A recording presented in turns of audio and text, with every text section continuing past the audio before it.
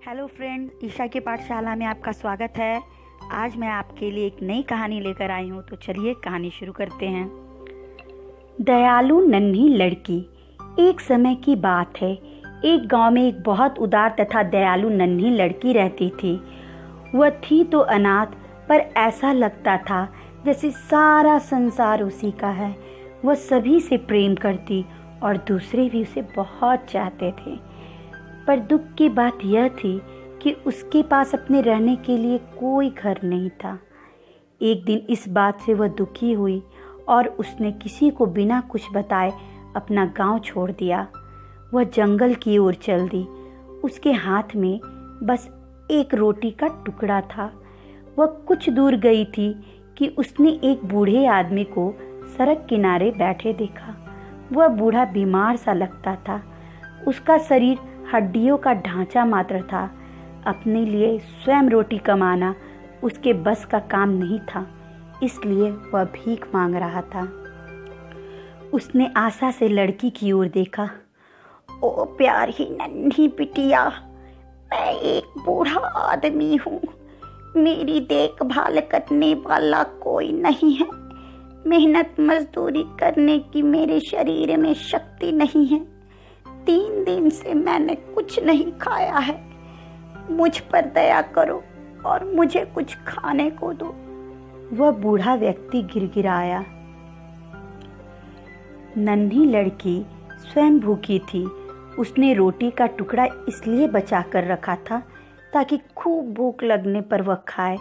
फिर भी वह बूढ़े व्यक्ति पर उसने रोटी दिया। फिर भी उसे बूढ़े व्यक्ति पर दया आ गई। उसने अपना रोटी का टुकड़ा बूढ़े को खाने के लिए दे दिया। वह बोली, बाबा, मेरे पास बस यही एक रोटी का टुकड़ा है, इसे ले लो। काश मेरे पास और कुछ होता। इतना कहकर वह रोटी का टुकड़ा देकर वह आगे चली पड़ी। उसने मुड़कर भी नहीं देखा। वह कुछ दूर ही आगे गई थी कि उसे एक बालक नजर आया जो ठंड के मारे कांप रहा था। उदार और दयालु तो वो थी ही। उसने ठिठुरते बालक के पास जाकर बोली, भैया, तुम तो ठंड से मर जाओगे। मैं तुम्हारी कुछ सहायता कर सकती हूँ। बालक ने दयनीय नजरों से नन्ही लड़की को देखा और बोला, दीदी, हाँ दीदी, यहाँ बहुत ठंड है।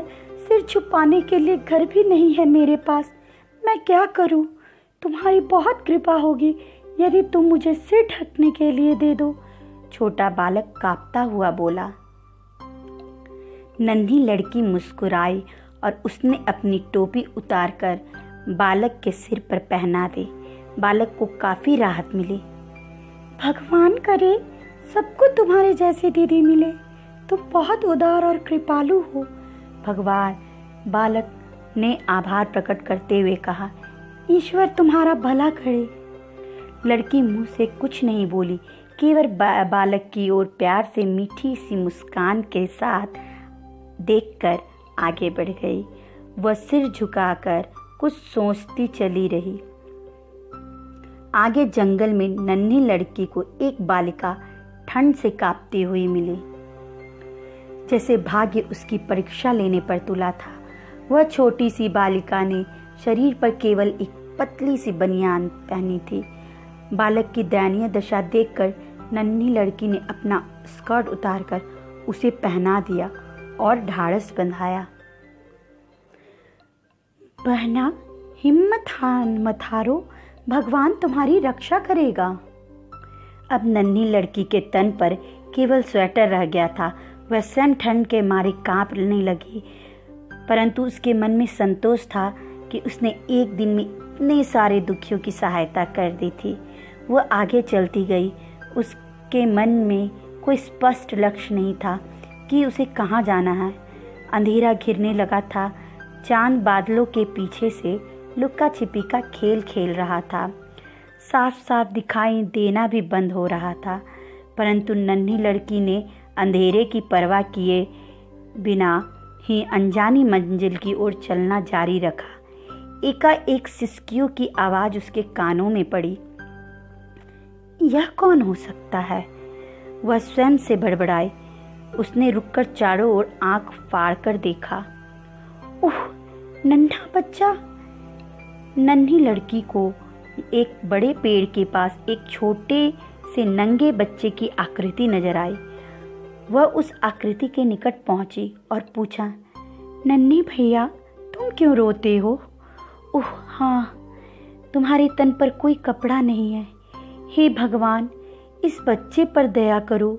यह कैसा न्याय है कि इतना छोटा बच्चा इस सर्दी में नंगा ठंड से जम रहा है। उसका गला रुंध गया।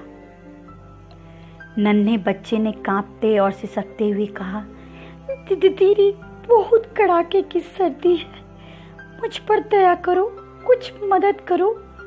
हाँ नन्हे भैया, मैं अपना स्वेटर उतार कर तुम्हें दे रही हूँ।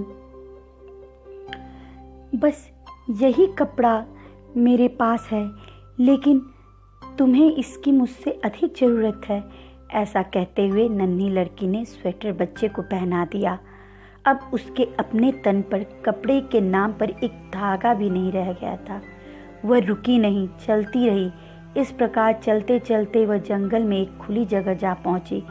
वहां से आकाशदीप दिख रहा था और दिख रहे थे बादलों से लिका छिपी खेलते चांद तथा टिमटिम करते तारे। अब सर्दी बढ़ गई थी, ठंड असहनीय हो गई थी। नन्ही लड़की का शरीर बुरी तरह से कांपने लगा और दांत किटकिटा रहा था। उसने सिर उठाकर आकाश की ओर देखा और एक आह भरी। फिर आंखों से छलकते आंसुओं के साथ वह नन्ही लड़की बोल पड़ी, हे प्रभु, मैं नहीं जानती कि कौन सी शक्ति मुझे यहाँ खींच लाई है, मैं यहाँ क्यों आई हूँ, पर मुझे विश्वास हो रहा है कि यदि तुमसे विनती करूँ तो तुम मेरी आवाज़ अवश्य सुनोगे। मेरे सामने फैली झील, आकाश और उड़ते ये सुंदर सुंदर पक्षी, सुंदर सुंदर पेड़, दूर नज़र आती बर्फ़ से ढकी पर्वतों की चोटियाँ, आकाश का चाँद तथा झिलमिलाते सितारे तुम्हें अर्पित मेरी प्रार्थना के साक्षी हैं। ऐसा कहते हुए वो फकक फकक के रो पड़ी। काफ़ी समय के बाद संयत हुई उसने फिर प्रार्थना की, ईश्वर, क्या मैं जान सकती हूँ कि तुमने मेरे माता पिता को क्यों छीन लिया है, जबकि मुझे उनकी छत्र छाया की बहुत आवश्यकता थी। मुझे अनाथ बनाकर तुम्हें क्या मिला? इस सारे ब्रह्मांड के तुम स्वामी हो, पर मुझे रहने के लिए एक छोटा सा घर भी नहीं मिला। क्या यही न्याय है तुम्हारा? यही नहीं, तुमने मेरे हाथ की वह रोटी का छोटा सा टुकड़ा भी ले लिया। इस शीत भरी रात में तुमने संसार से इतने छोटे छोटे बच्चों को बेसहारा और बेघर बाहर जंगल में भूखे नंगे रहने दिया। ठिठुर रहे हैं वे कि मुझे अपने कपड़े भी एक एक करके उन्हें उतार कर देने पड़े। परिणाम स्वरूप मैं तुम्हारे ही सामने वस्त्रहीन खड़ी हूँ। नन्ही लड़की सांस लेने के लिए नहीं रुकी। कुछ देर पश्चात उसने भर्राए हुए गले से उलाना दी, मैंने कभी तुमसे शिकायत नहीं की, ना ही तुम्हें कोसा, परंतु इसका यह अर्थ नहीं कि मेरी कोई भावना ही नहीं है या मेरा हृदय पत्थर है। खैर, मेरे माता पिता के लिए को छोड़ो। नन्ही लड़की ना जाने कब तक क्या क्या शिकायत करती रही, यदि ऊपर से एक आवाज ने उसे टोका ना होता। ऊपर से आकाशवाणी हुई, ओ प्यारी नन्ही लड़की, मैं तुम्हारा दुख समझता हूँ। लड़की ने चौंक कर आकाश की ओर निहारा। आकाशवाणी जारी रही, पर क्योंकि तुम मेरी विशेष संतान हो, इसलिए मैं तुम्हें धरती पर विशेष प्रयोजन से भेजा है।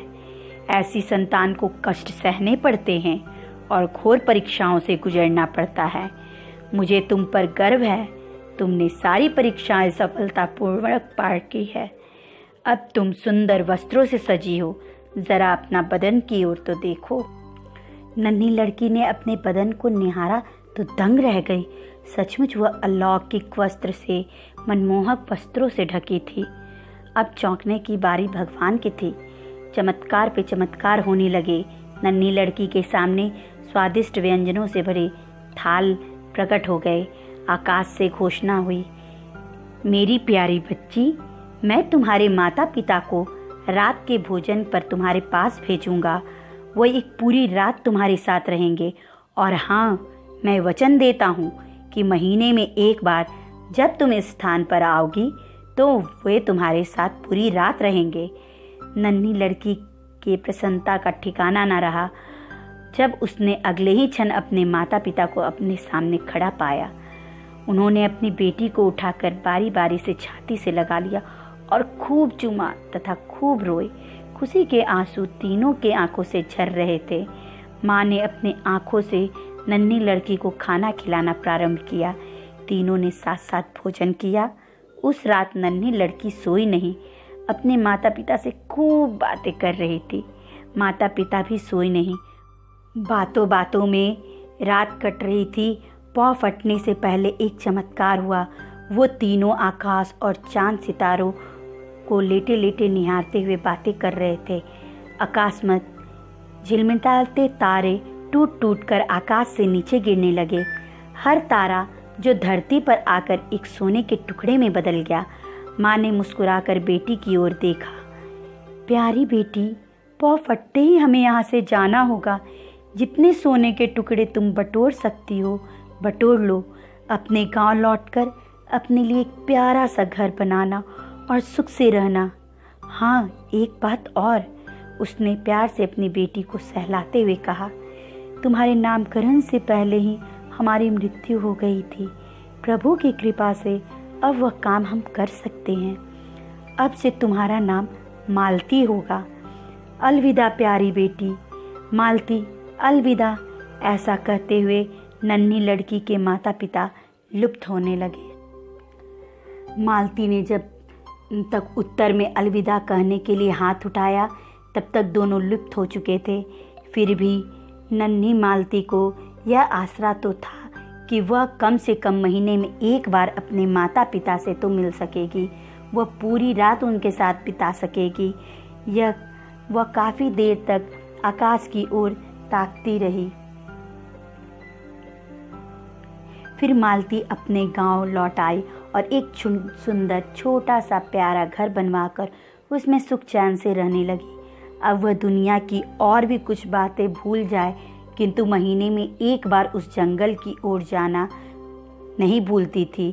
उस जंगल की खुली जगह पर जाकर अपने माता पिता के साथ समय बिताने की बात वह नहीं भूलती थी।